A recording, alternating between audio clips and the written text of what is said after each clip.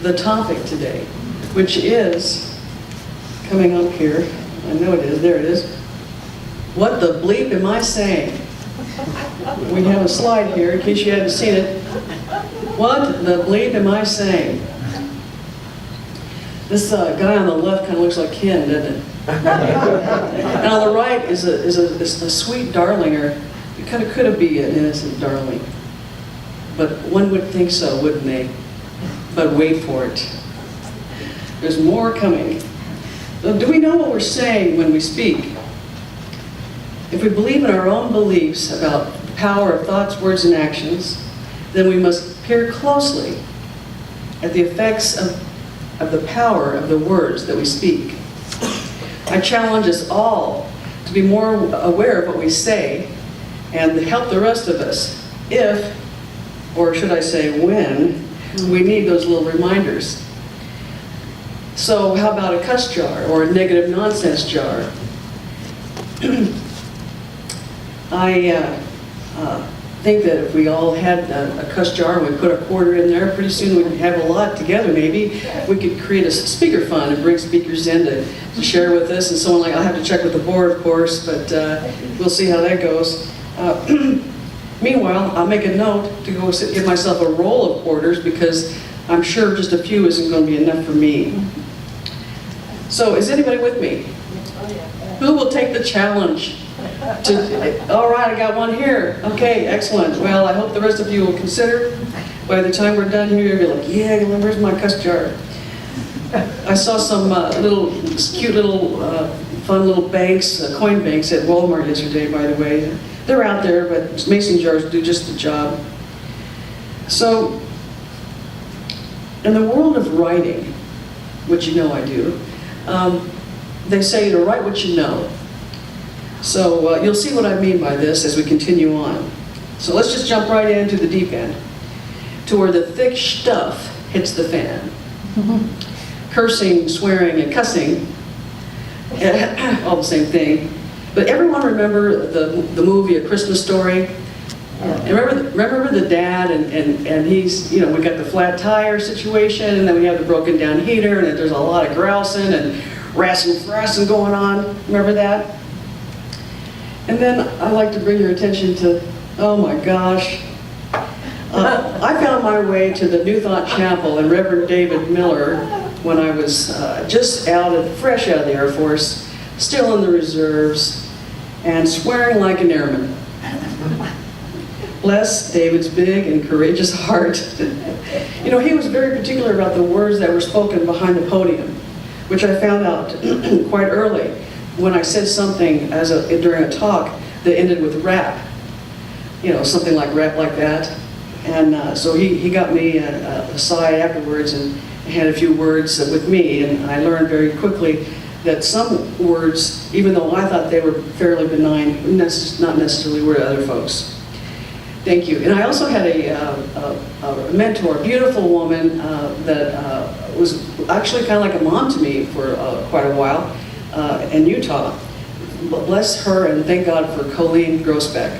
But one thing she did, she had zero tolerance for swearing, especially in her presence or in her home. And I learned this thing from her. She said this: cursing is for those who are too lazy to find better words to express themselves. And I didn't want her to think I was lazy, so I chose to swap the word to who, and that was my first foray into the intentional changing of language. So that was a while ago, and so I have a confession. I am no longer a blue streaker. Anybody know what I mean by that? I don't cuss a blue streak, although I am far from squeaky clean. So on that note, I would like to ask you again if you'd like to join me, maybe even just to help me out, you know, on this challenge of helping each other. Maybe and think about how we might encourage one another, maybe on Facebook or something, get some ideas flowing during coffee time.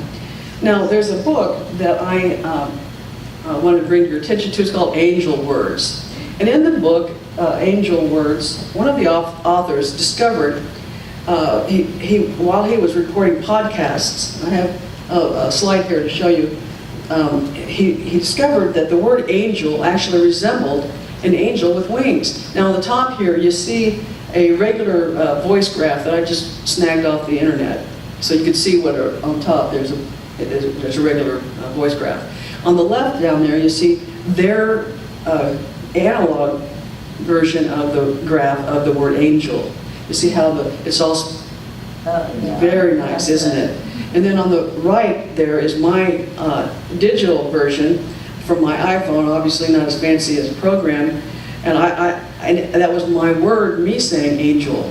To me, it looks more like a big-footed moth, but you get the idea, right? You get the idea here. So now as they continued their studies, the authors discovered that the same word said in different emotions resulted in different voice graphs. And negative emotions were smaller and more contracted, okay? While positive ones were larger and more expansive.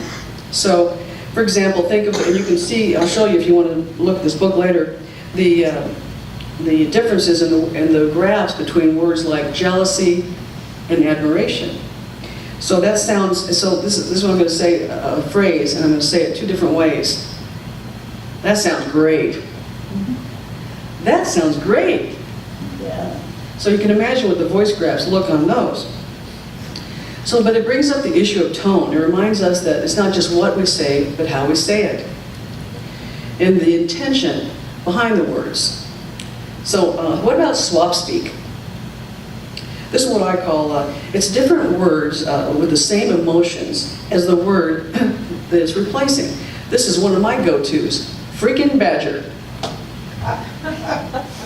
So, you know, and then there's balderdash, dagnabbit, darn it, malarkey, sheep dip, fill in the blank. So these words are all better, right? And they are, yeah, but they're not. Even better would be replacing the swap speak with higher vibrational words altogether. Am I right? So in this book, the authors they learned how the words can affect people in different areas. And the first I'm going to show you talk about is the career and finances. And so and how and they tell stories in the book. If you wanted to read the book, they tell stories about how changing the words changed these people's lives. So, for example, there was one woman, and she was always saying, "I don't have enough. I don't have enough money to do this. I don't have enough time to do that. I don't have enough." And there was another woman, and she was always saying, "I have just enough. I have just enough." Well, guess what? The first lady always had not enough, and the second lady always had just enough. She was always squeaking by.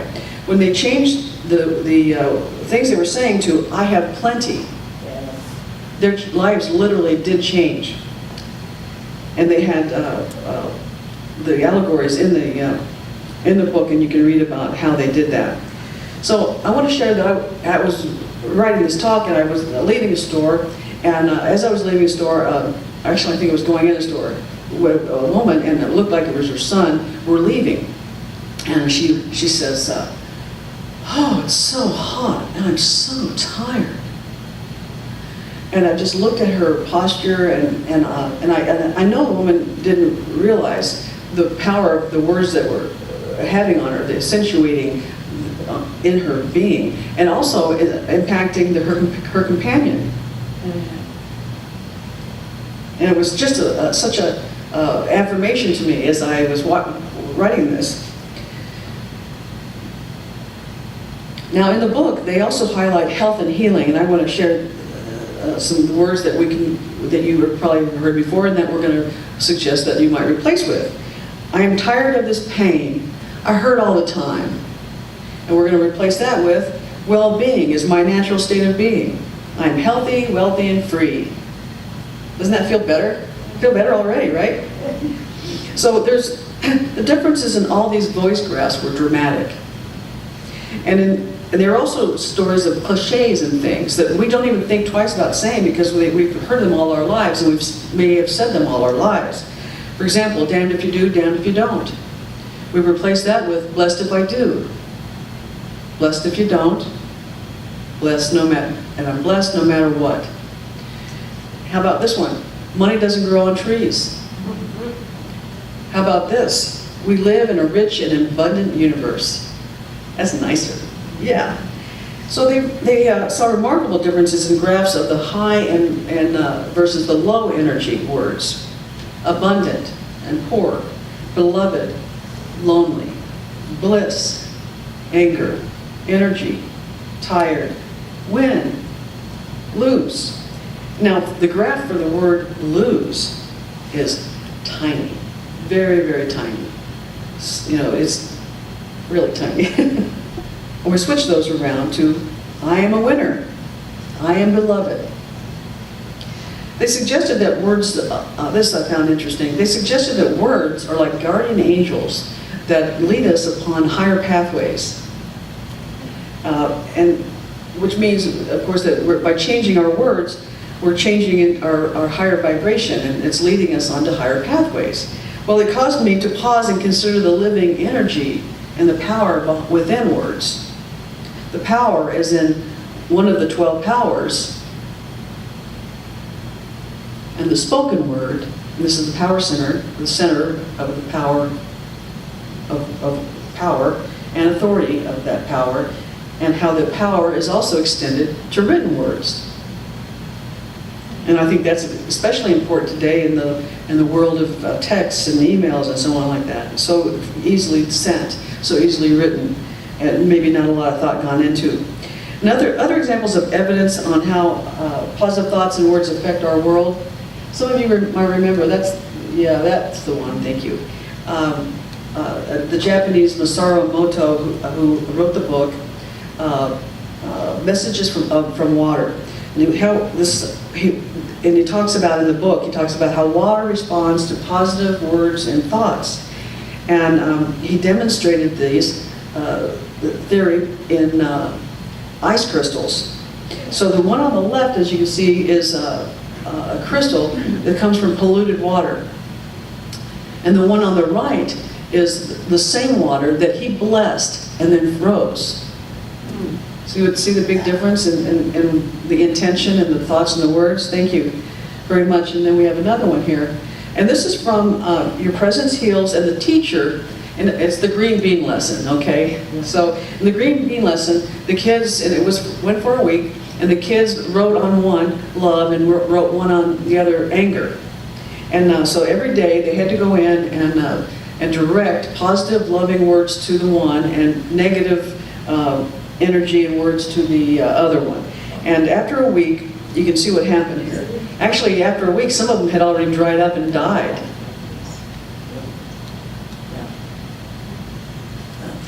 Also, I'd like to bring, not that any of us are like this, worry warts. No worry warts here, I'm sure. No worry warts and no worry words. So we want to transform worry into saying and visualizing what we really, really want. Okay? So we shift our point of view. And sometimes that really is like you almost have to be a bodybuilder, just like shift that point of view, because we're so entrenched into the pain or the obsession of what it is we're worried about, especially if it's one of our loved one or something. So we want to make that effort into that positive transformation and bring in positive affirmations. A few months ago, I was talking to my mom on the phone, and I was telling her about something that wasn't so swell, and we talked for a while, and I said, well, what's the worst that can happen? She goes, I don't really want to go there, And she brought my attention to the vibratory level of my words there, And guess what?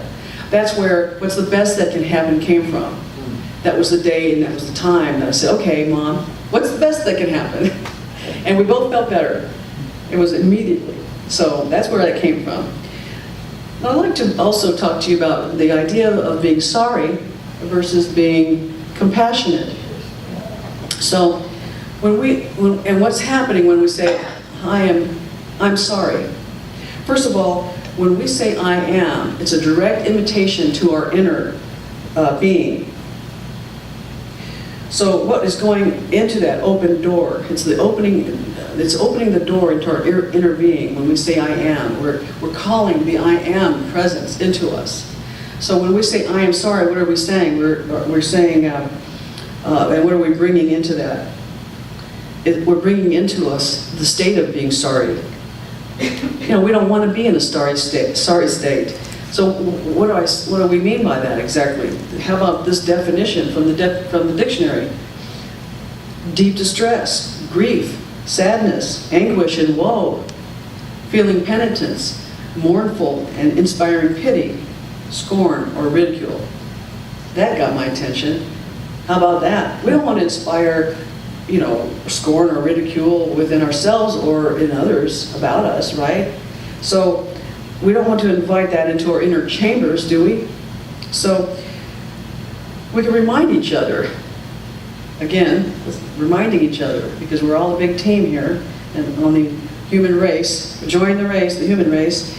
So we remind each other when we inadvertently say these things, like to say this is a negative information, and one that I myself am also releasing.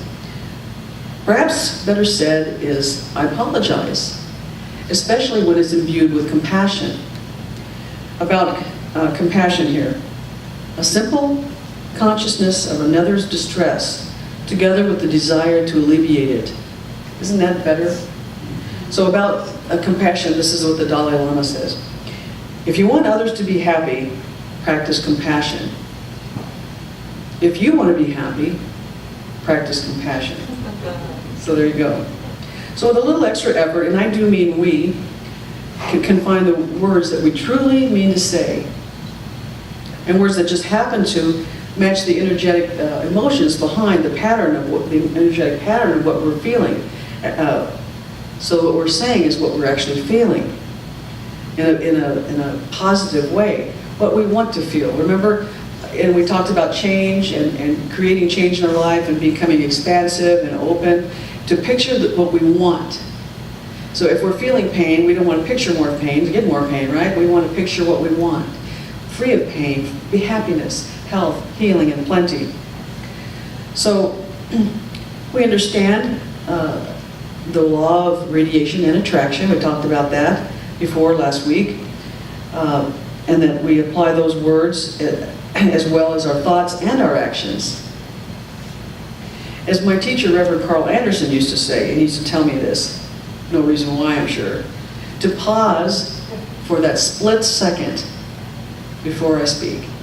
So we pause that split second before we speak. We speak to break the silence, to lend our voice, wisdom and humor, to guide, to heal, to share, and to love. We recognize, here we go, I have it already. We recognize that it's not just what we say, we talked about this earlier, but it's the tone and we use. And this is from our very recent daily guide from the Science of Mind magazine. In case you never read this, they have wonderful guides in here that supplement very nicely along with the daily word, and they do sell them out there in the bookshop, I know that for sure. And I'm going to read this one from the other day. I know you love me. I can tell by the tone of your voice. Your tenderness makes my heart smile. The way you talk to me turns my good nature on and makes me want to be with you. When you extend your hand, I'm drawn to it, like the morning is drawn to the sunrise. I love how you get excited when I return the ball you throw to me. Humans call me a pet. I think I am a heart mentor. Isn't that beautiful? That comes from Murphy's Law. It's articles that they write in there. And when we come to understand what Catherine Ponder calls the mind power, to understand the divine energy, the strength and authority behind power, again, the power center is in the throat, in what we say. So we understand the strength and authority behind the power in the words we speak. I offer you this affirmation. Only the highest and best is manifest in the words I speak, my thoughts, actions, and all my affairs in my life. So everything, thoughts, positive, highest and best, and manifest in everything in my life. Through my thoughts, words, and actions. Positive thoughts, words, and actions. So let's all pause for those split seconds that we need, and for intentional expression of ourselves with a capital S, a sacred S. So here we go. What's the best that can happen? So if you'd like to prepare for meditation now, as we become quiet, let's concentrate on our breath. Breathe in. As it moves, this breath into our nostrils and into our beings, relax. And as this relaxation gently moves in, around, and through you, it becomes a very beautiful thing called love. We recognize this love within and allow the love to ready us for the divine light of order and power to move within and around and through. Breathe in.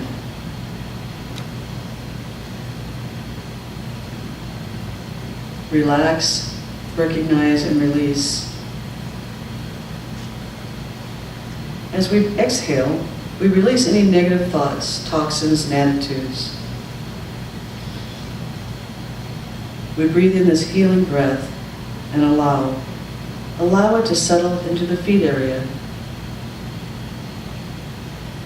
And as it moves up our ankles and up our legs, we know we let go of all tension, frustration, and nervousness. These things are dissolving, and the healing, loving energy is taking its place. Relax, recognize, and release. The energy now, the loving, moving energy, moving into our hips. And we relax the hips and know that we are free to move forward in our life in balance and vitality.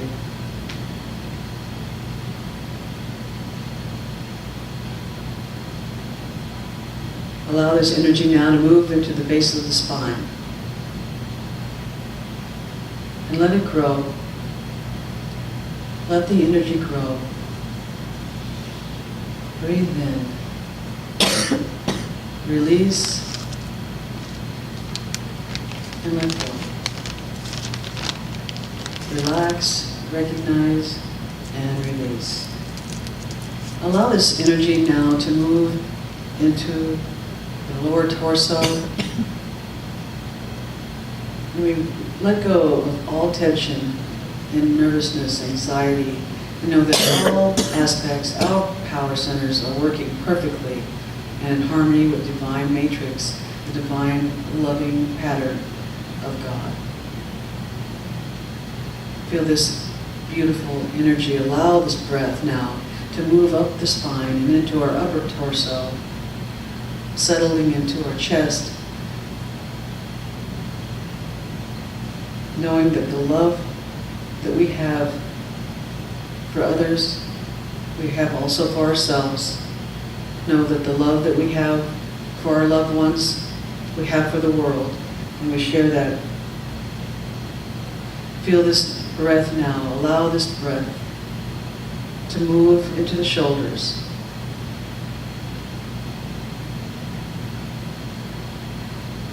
We know that we are carrying out our responsibilities right and proper for all concerned.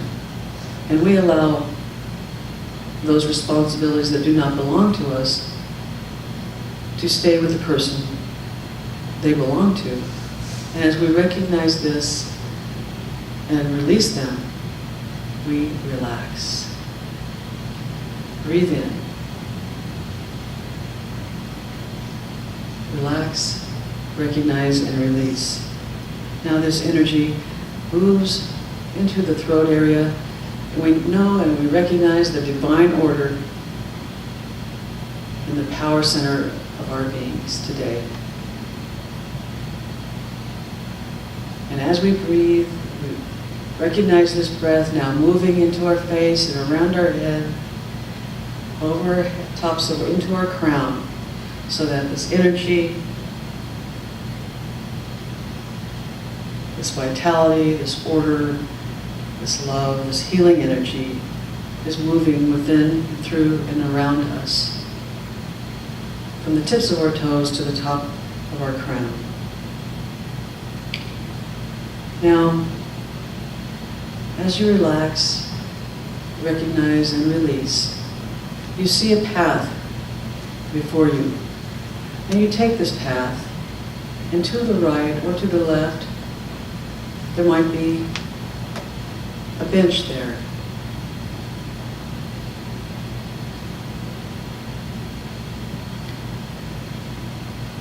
And as you sit on the bench, you hear a nearby brook. And there's just enough breeze to keep us comfortable on this spring day. The bench is smooth, the boards are smooth and curved just perfectly.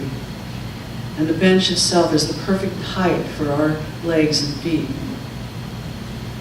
It's a beautiful day, and we relax here. We breathe in this loving relaxation. Relax, recognize, and release. And now is a good time to identify the words, or the word, or the conversations that you wish to release. Relax, recognize, and release. I'll leave you here for a moment to identify those words, word, or conversation.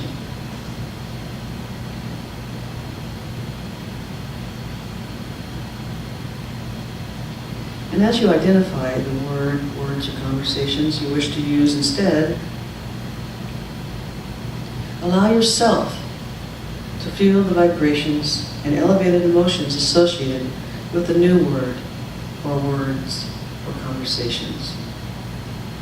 Allow yourself to feel the elevated vibrations and energy throughout your being. Now allow this energy to grow and share your higher understandings and vibrations by sending it around the globe, touching and healing, acting as a clear conduit of God's love. Picture this divine order moving and surrounding the world.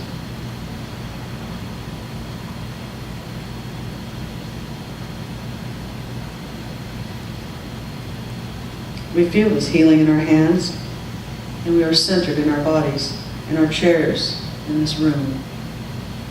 As we become more aware, we are feeling very fresh, alert, and keen.